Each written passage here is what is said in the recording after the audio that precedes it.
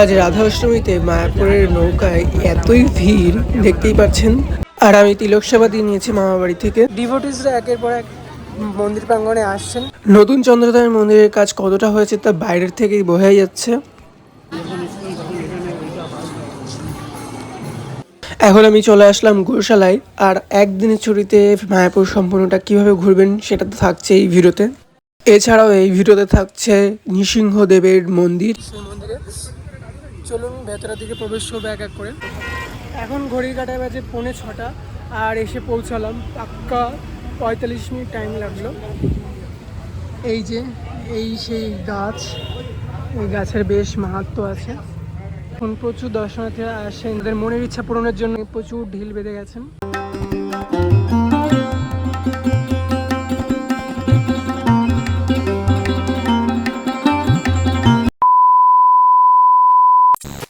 আজ বাড়ির সবচেয়ে কাছে রেল স্টেশন থেকে মাত্র 10 টাকার বিনিময়ে টিকিট কেটে চলে আসলাম কৃষ্ণনগর। আপনারা ট্রেনের একদম প্রথম দিকে ওঠার চেষ্টা করবেন, তবে প্ল্যাটফর্ম থেকে নেমেই টোটো এবং অটো স্ট্যান্ড পেয়ে যাবেন। রাধা রাধা এভরিওয়ান, আমার ট্রেনটি 7:36 2 নম্বর প্ল্যাটফর্মে দাঁড়িয়ে ছিল। আর আমি এখন টোটো স্ট্যান্ডের দিকে যাব আর তারপর চলে যাবো সোজা মায়াপুর। মায়াপুরে বিশেষ অনুষ্ঠান অর্থাৎ অকেশনের দিনগুলিতে মাত্র 40 টাকার বিনিময়ে হুলোর ঘাট বা সরবগঞ্জ ঘাট নিয়ে যায় অটোগুলি। ফাইনালি এসে পৌঁছালাম মায়াপুর ঘাটে।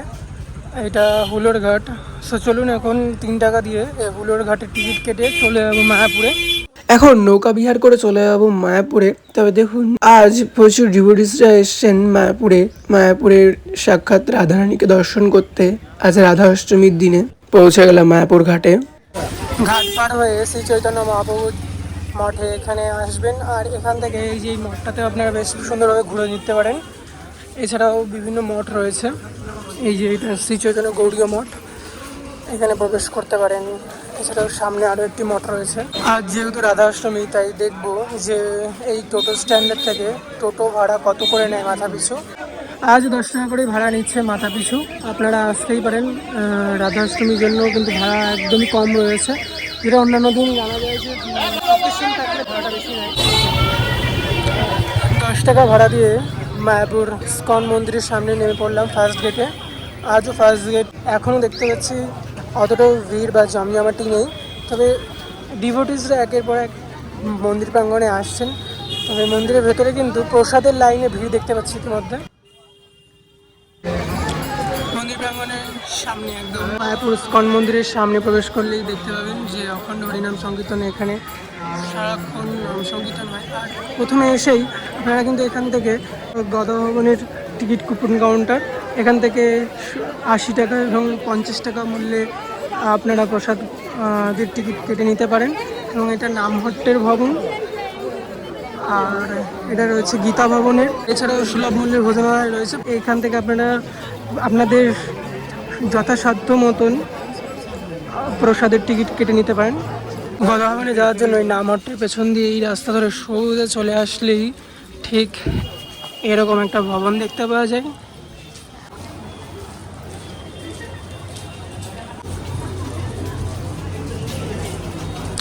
দেখতে পাচ্ছেন প্রচুর দর্শনার্থী কিন্তু মেন মন্দিরের মধ্যে। এখন কিন্তু কাজ চলছে, তাই প্রবেশ বলতে ওই টিকিট কেটে যেতে হয়। আর গদা ভবনে যাওয়ার জন্য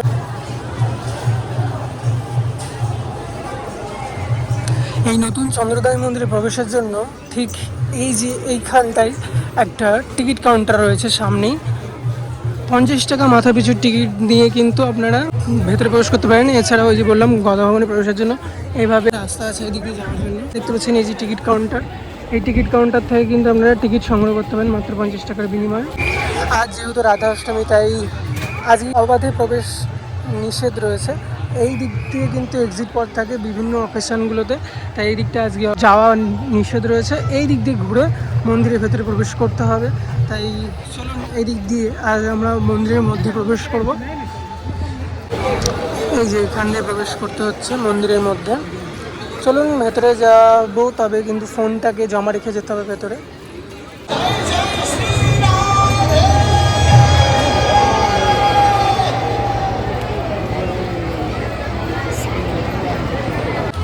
মন্দিরে প্রবেশের আগে এখানে কিন্তু ফোন জমা রেখে যেতে হয়। আর ফোনের জন্য চার্জ দেয় 5 টাকা করে। এই লাইনে এখন দাঁড়াও, দেখো কত বড় লাইন।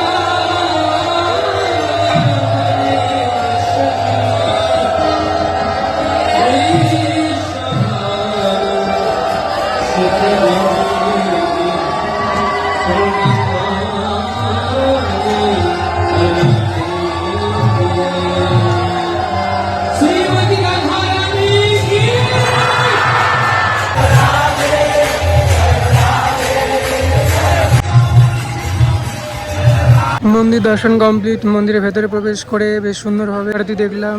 বেশ সুন্দরভাবে কাটলো আজকের দিনটা আমার। যাব গোশালার দিকে। বিশ্বের সবচেয়ে বড় মন্দির মায়াপুরের চন্দ্রদ্বয় মন্দির, যার কাজ বাইরে থেকেই ইতিমধ্যে দেখা যাচ্ছে যে কতটা এগিয়েছে।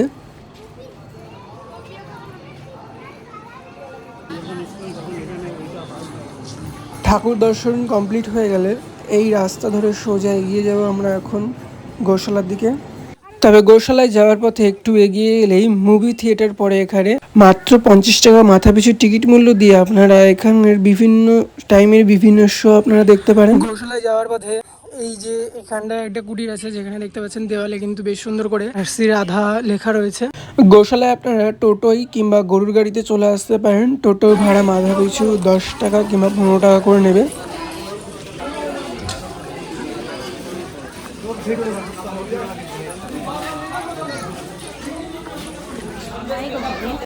আপনারা আপনাদের জীবনে যদি কখনো ধার নিয়ে থাকেন কোনো ব্যক্তির থেকে, আর সেই ব্যক্তি আপনার ধার নেওয়া টাকাটি সেই ব্যক্তি যদি রিটার্ন না নেয়, তবে আপনারা গোশালায় এসে গো দেবতাকে সেবা দিতে পারেন। আপনার সাধ্য মতন আপনাদের জীবনের সম্পূর্ণ ঋণ মুক্ত হয়ে যাবেন। গোশালা ঘোরা কমপ্লিট। আপনাদেরকে দেখিয়ে দিলাম কি সুন্দর সুন্দর গোমাতা রয়েছে। আসবেন, দেখবেন, বেশ ভালো লাগবে। যেখানটায় থিয়েটার রয়েছে ঠিক সেই রাস্তা ধরে এগিয়ে এলেই এখানটা করে প্রচুর দোকানপাট রয়েছে। আপনাদের পছন্দের পুজোর সামগ্রী এখান থেকে সংগ্রহ করতেই পারেন। এবার আমি সামনের দিকে এগিয়ে যাব।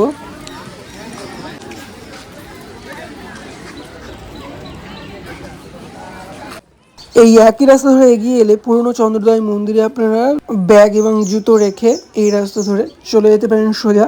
তবে নতুন চন্দ্রদ্বয় মন্দিরের একদম 3rd ফ্লোরে যাওয়ার জন্য কিন্তু টিকিট লাগে মাত্র 30 টাকা করে মাথা পিছু।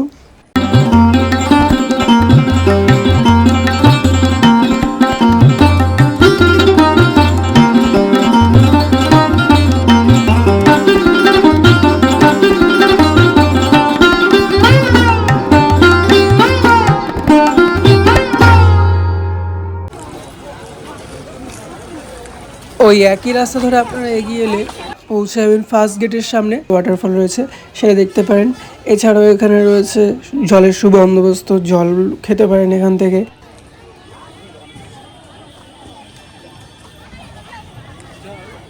বন্ধুরা, আমার মায়াপুর ঘোরা কমপ্লিট। এখন আমি চলে যাবো ঘাটে। এখন আমি সরগঞ্জ ঘাটে এখানে রয়েছি, আর এখান থেকে আমরা এখন নৃসিংহতলায় যাব টোটোয় করে। 6 জন 200 টাকা ভাড়া নেবেন।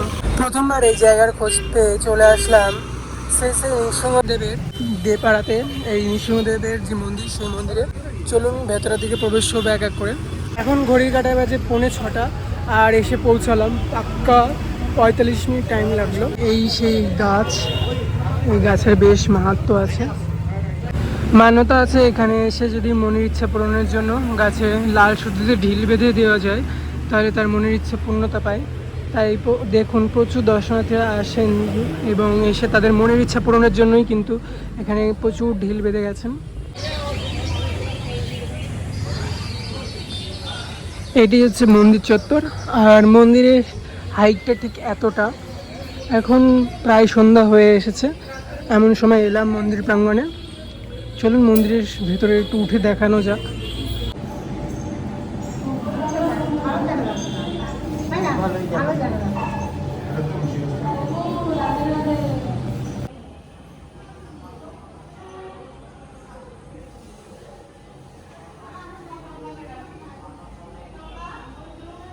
এই মন্দিরের একটি ছোট্ট ঐতিহাসিক ঘটনা যা না বললেই নয়। এই হচ্ছে প্রপার মন্দির প্রাঙ্গণ, আর আমি এখন রয়েছি নৃসিংহতলায়। লোককথা অনুযায়ী মান্যতা আছে যে, শোনা যায় লোকমুখে যেটা, যে এখানের এই মন্দিরের মাহাত্ম্য নাকি যখন হিরণ্যকশিপুকে নৃসিংহদেব বধ করেছিলেন, তখন তিনি রাগে ক্রোধান্বিত হয়ে তাণ্ডব নৃত্য করছিলেন। তাকে কেউ থামাতে পারছিলেন না। ঠিক এমতো অবস্থায় তিনি ঠিক এরকম একটি জায়গায় এসেই রেস্ট নিয়েছিলেন, সেটাই লোকমুখে মান্যতা আছে। তার হাতে রক্ত লেগেছিল, সেই রক্তগুলো নাকি এই যে এই পুকুর দেখা যাচ্ছে, সেই পুকুরে জলেই নাকি ধুয়েছিলেন, সেটাই নাকি লোকমুখে প্রচলিত আছে। আর লোকমুখেই শোনা যায় এই কথাগুলি। তাই আমিও সেটাই শুনেছি আর জানতে পেরে আমি খুবই খুশি হয়েছি। আর সেই খুশি হয়ে কিন্তু আজ চলে আসলাম এই নৃসিংহদেব তলায়। আপনারাও একদিনের ছুটি পেলে অবশ্যই ঘুরতে চলে আসবেন এখানে। বেশ ভালো লাগবে।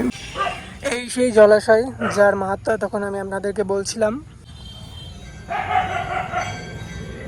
ছোট্ট একটি ঘটনার সাক্ষী হলাম আজকে আমিও।